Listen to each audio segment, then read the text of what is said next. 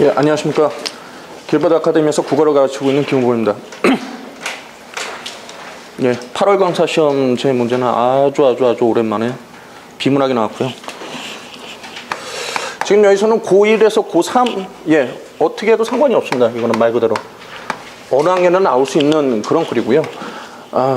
예, 아까 말씀드린 것처럼 글을 이해만 하면 되기 때문에 따로 이렇게 등급이 갈리는 건 아니에요. 그래서 그냥 평균적인 기준인 3등급으로 하겠습니다. 그리고 추가적인 이야기는 설명을 다 끝내고 나서요. 마지막에 하겠습니다.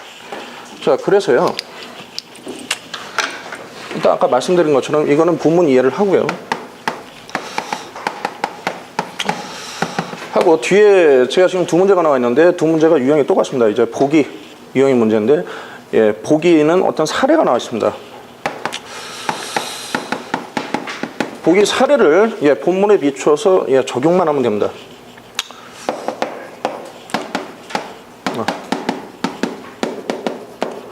적용하고 각 선지를 판단하면 되겠습니다. 예, 그러고 글을 읽으면 너무 시간이 걸리죠. 해서 제가 아까, 예, 옆에서 준비하면서 한 거는 이거를 그냥 제가 간단하게 정리하는 어떤 그런 쪽으로 좀 준비를 했고요. 예, 첫 번째 문단서부터 마지막 문단까지 내용을 이런 내용이구나 하고 이해하실 수 있게 간단하게 좀 설명을 하겠습니다. 예, 니체 이야기고요. 이제 학생들 니체라고 아주 그냥 니체 칸트 나오면 죽으려고 그러죠. 예, 되게 싫어하고요. 해서 지금 서구 처음 보시면 이제 서구의 전통적 전통에 대해서 이야기하고 있는데 지금 여기서 말하고 있는 서구의 전통 도덕이라는 거는 첫 번째 줄에 나온 것처럼 어떤 걸 강조를 했느냐, 보편타당하고 보편적이고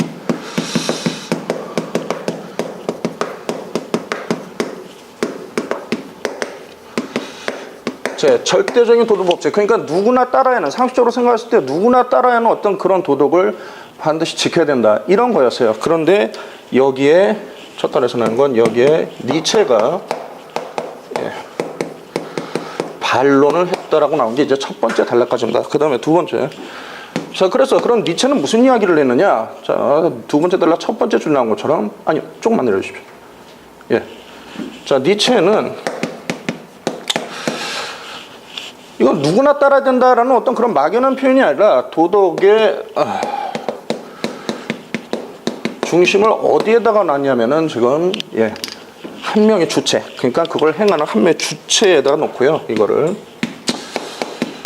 놓고 그 주체, 그러니까 하나의 개인이겠죠. 이 개인을 둘로 나눴습니다. 저 기억하고 니은으로 지금 나눠져 있죠. 해가지고, 자, 첫 번째 주인적 개인, 그리고 또 하나는 노예적 개인입니다. 자, 그런데 지금 앞에 계시는 선생님, 여기 앉아 계시는 선생님들이면은 지금 딱 봤을 때 주인적 개인이 뭐고 노예적 개인이 뭔지는 쉽게 짐작을 하실 거예요. 그래서 주인적 개인은 뭐냐, 따로 이렇게 보면은,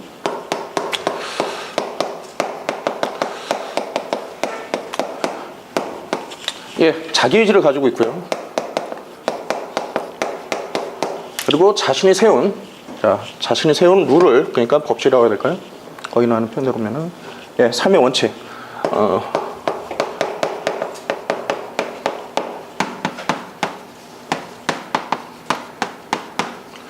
능동적으로 이행하는. 자, 그런 인간형이고요. 그 다음에, 자, 노예적은,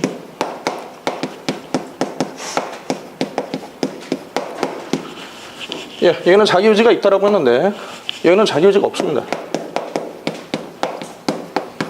자, 그리고, 예, 무리의 평균적 가치를 따르고요. 그러니까 좋은 게 좋은 거다라는 거죠.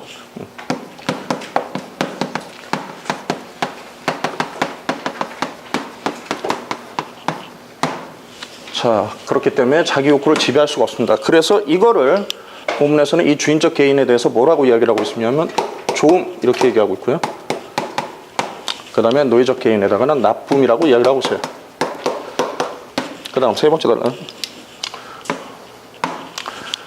자, 그래서 세 번째 아니라 이게 지금 두 번째, 노예적 개인이 세 번째입니다.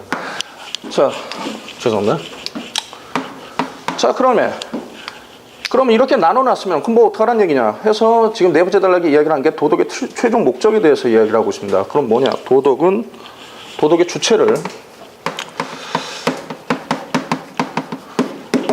주체를 예, 주인적 개인으로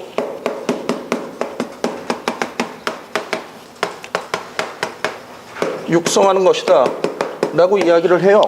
자, 그러면은 주인적 개인으로 육성을 하려면은 지금 무엇이 먼저 나와야 되느냐? 양심의 회복이 있어야 된다라고 이야기를 합니다.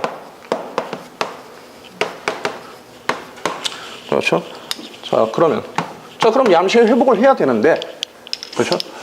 자, 근데 노예적 개인은 예, 자기 약속을 못 지킨단 말이에요. 왜냐? 자기 의지가 없거든요. 그렇죠? 그래서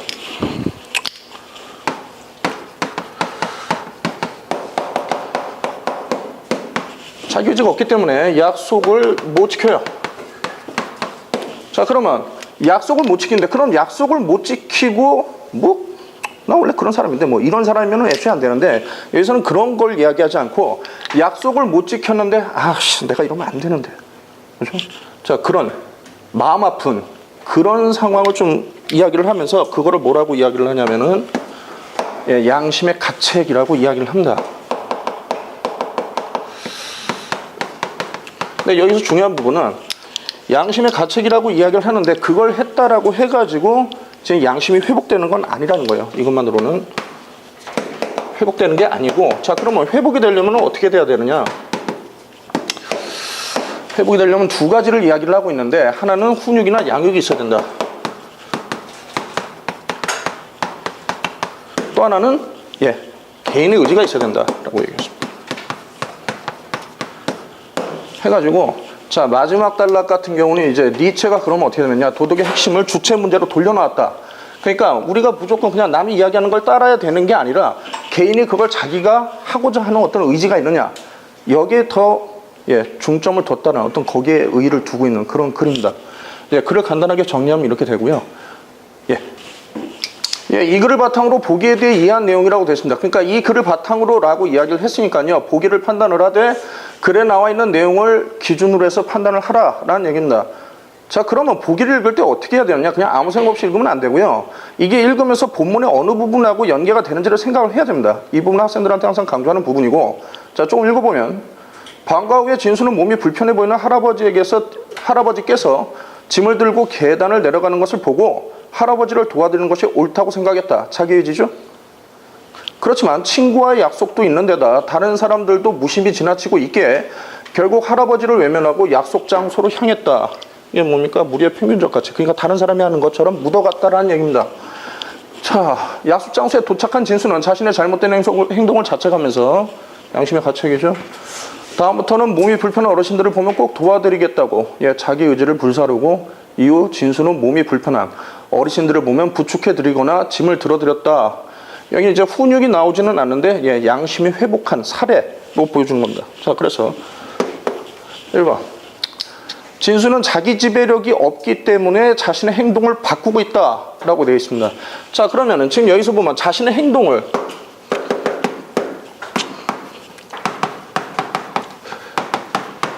바꿨다라고 하면 지금 양심이 회복된 건데, 그런데 자기 지배력이 없다라는 거는 어떻게 됩니까? 이거는 회복인데, 예, 자기 지배력이 없다라는 거는 지금 노예적 개인을 이야기하는 거기 때문에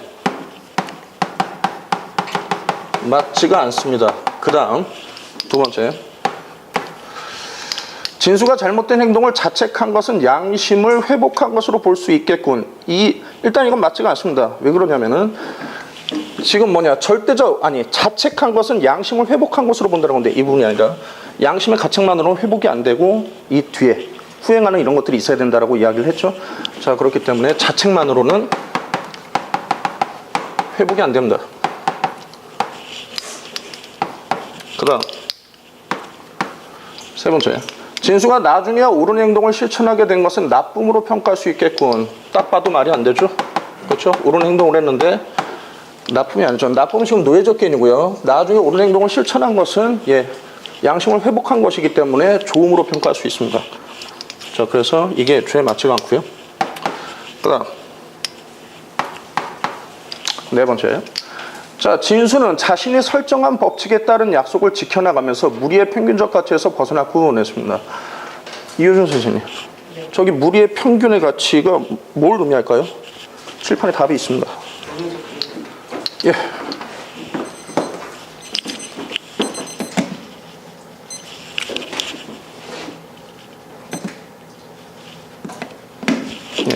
노예적 개인이죠. 그렇죠?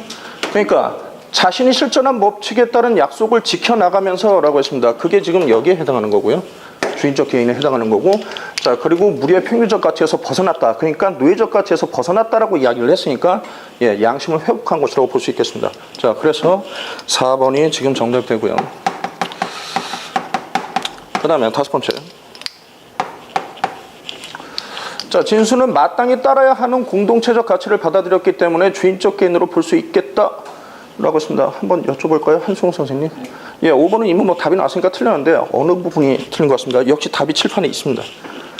지금 여기에서 핵심이 있다. 그러니까 이걸 판단의 근거가 되는 부분은 어느 부분이냐면 마땅히 따라야 하는 공동체적 가치를 받아들였기 때문에 이 부분입니다. 근데 이게 지금 어디 있어요? 여기입니다. 자, 그런데 니체는 어땠죠? 여기에 반론을, 예, 제기하고 이제 자신의 이야기를 했었죠. 자, 그러니까 지금 주인적 개인은 이미 니체에서 나오는 개념이에요. 그렇죠? 근데 니체는 지금 이거에 대해서 반론을 얘기를 했기 때문에 니체의 관점에서는 맞을 수가 없는 거죠. 자, 그래서, 예, 좀 생략을 하고요. 제 이 부분은 그 부분이 지금 맞지 않아 가지고, 예, 틀리게 됩니다. 예, 보기, 그러니까 본문을 기준으로 보기를 판단하는 문제는 그냥 지문마다 나온다고 보시면 됩니다. 그냥 무조건 나옵니다. 자, 그 다음에 난이도는 유형으로 치면 가장 높은 난이도인데 글의 내용이 어려웠던 것은 아닙니다. 이게 만약에 과학 지문이나 기술 지문이었다라고 하면은 아이들이 아마 나가 떨어졌을 거예요. 근데 다행히도 글을 이해하는데 기본적인 어떤 도덕 지식만 있다라고 하면은 글을 이해하는 데는 큰 어려움은 없기 때문에 그런 부분이 좀 쉽게 작용하는 어떤 그런 게 있어서, 예, 5 중에 3을 주겠습니다. 예, 1번 문제는 여기까지고요. 2번 진행할까요? 예.